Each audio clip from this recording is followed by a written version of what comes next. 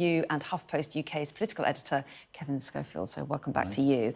And we have looked at all the front pages in the last couple of hours, predominantly focusing on Prince Andrew. I think it's just the FT that doesn't lead with the story. So for viewers who haven't seen the previous hours, we will still deal with the story. Kevin, you picked out the Times coverage because, I mean, they play it straight. Andrew gives up his titles and they have a lot of information on their front page. It's great. I mean, they've done a great job. They've cleared the front page.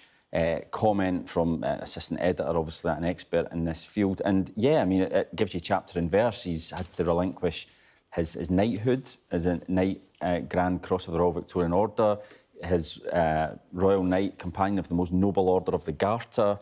He's no longer the Duke of York. He's basically given up everything apart from Prince. He can still call himself Prince Andrew.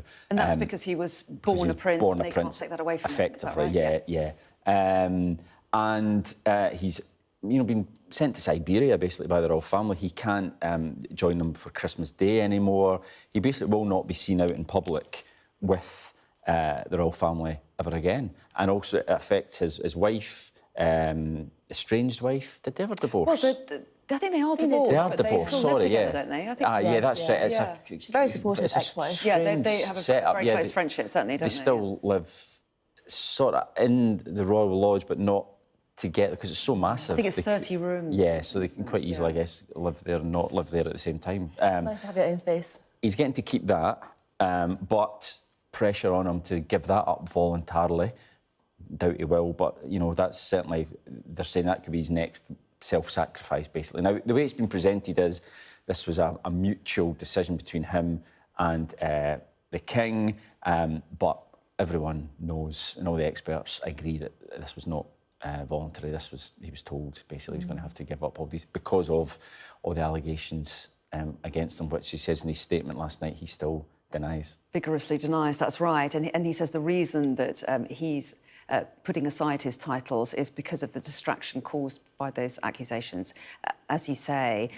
But it does beg a question of what an ex-duke does next, doesn't it? Especially one that everybody knows and everyone has heard the allegations against him. Yeah. And as you say, he does continue to have this special arrangement to live in the Royal Lodge in Windsor, this huge building, but how he spends his days is a big question. Well, I actually think that the royal family need to keep a close eye on him if they don't want him to get into more trouble, because now that he's had all these titles revoked and he is paying his own upkeep at Royal Lodge, he's going to be in a tight financial situation. And so far, he has been already linked to certain kind of Chinese influence campaigns, as well as certain, relatively unsavoury Middle Eastern countries as well, in terms of the deals that he does there.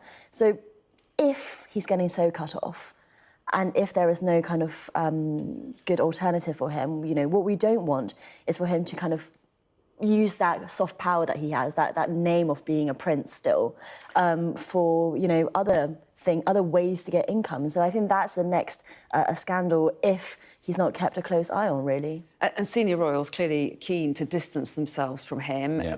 Potentially with the prospect of more damaging headlines in the next week even, because Virginia Giuffre, one of his accusers, has, his main accuser, you should say, has a posthumous memoir coming out this week. Yeah, and, she makes further allegations about Prince Andrew, which, again, we have to say he denies, obviously, but absolutely those will dominate headlines again in the coming week. And, I think King Charles has just had enough, basically decided that his brother has run out of road. And this is, it is a humiliation. There's no two ways about it.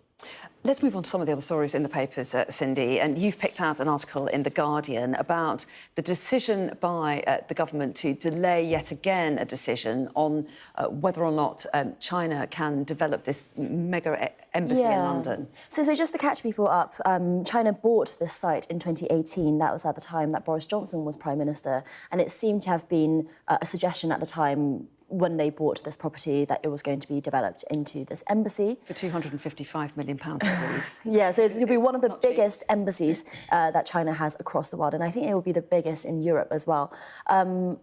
Planning permissions were rejected by the local council and refiled under the Labour government because China was hoping that this government would be slightly friendlier than the previous one. And Keir Starmer did call in that local planning permission from the council to the government. So it's now falling on Steve Reed, the Housing Secretary.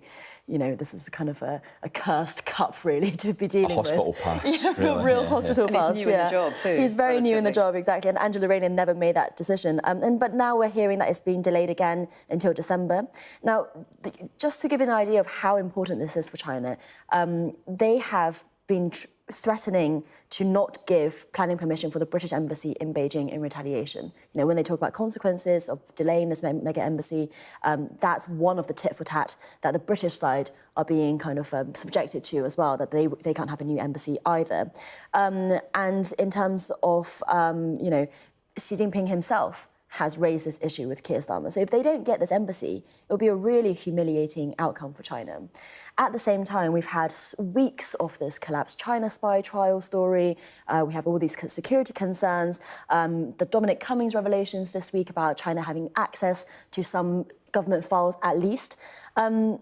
It seems politically difficult to let this embassy go ahead, not even just to mention a security concern. Is that well, I was going to say it's both, isn't it? I guess. I'm asking, is it both? Because on the one hand, it's going to be the biggest in Europe, as you say. What does that look like to be seen to be hosting that?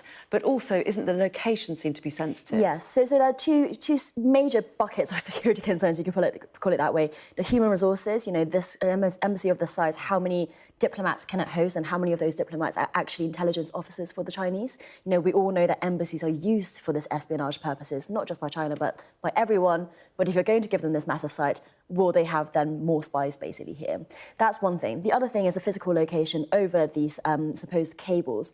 Now, the allegations are that the cables are there. We've not had confirmation from the government or any intelligence services that they are there, which is, I think, really not helping. You know, it'd be really good to have some really kind of full frontal assessment, clear assessment of the risks associated, because at the moment, so much of this has been on the campaigning side of things, not actually with the government saying much about the risks at all. And you talk about cables, the idea is it's fibre optic cables that's carrying information from the city. That's right, yes. So it could have sensitive information.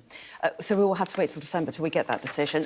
Very brief word, Kevin, politically, how worried is the government about the sensitivities about its relationship with China at the moment? Yeah, I think the fact that it's been delayed again shows how worried they are about it. The expectation has always been that this would be granted. As Cindy was saying, the government has been looking to reset relations with China, improve the economic links to grow the economy. So that was the political reason for approving it. But now, in light of all the negative headlines this week about the China spy trial, the government being accused, and they deny, of effectively sabotaging it so as not to annoy China. If they were then to go ahead and give approval to the embassy, then that just feeds into this idea that we're kowtowing to the Chinese, and politically that's a bad place, I think, for the government to be. Indeed. Kevin, take us to the front page of the Financial Times. They have a photograph there of President Trump with President Zelensky of Ukraine. I think that's actually before the White House meeting. But they did have another Oval Office sit-down. How did it go? It went, well, better than February, let's say. Well, hard to go worse. But probably not as well as Zelensky hoped, I think. This time he was sat at the cabinet table, making the case, basically, for why Ukraine want American Tomahawk missiles to be able to fire even further into long range into Russia. Trump had hinted last week that he was of a mind to do this, but Trump being Trump has now, in light of his conversation with Putin, has now rode back on that and is now saying, actually, you know, we might need these Tomahawks, so we're not really of a mind to give. It's much better if you just stop fighting, thanks very much. But, I mean, we've been saying that for a long time. I spoke to a Ukrainian MP earlier this hour, very briefly. I've realised I've got 30 seconds. He was saying that the threat of Tomahawks is still useful leverage on Putin ahead of their summit. Yes, I think so. And I think that's how Trump sees this, or by not kind of definitively putting certain sanctions on or allowing certain things, he can still have leverage. But, I mean, he's been in for such a long time now, and that leverage hasn't got him that far. Indeed. We are out of time. It's been really lovely having your company this morning. Thank you so much for coming in and taking us through the papers. We appreciate it.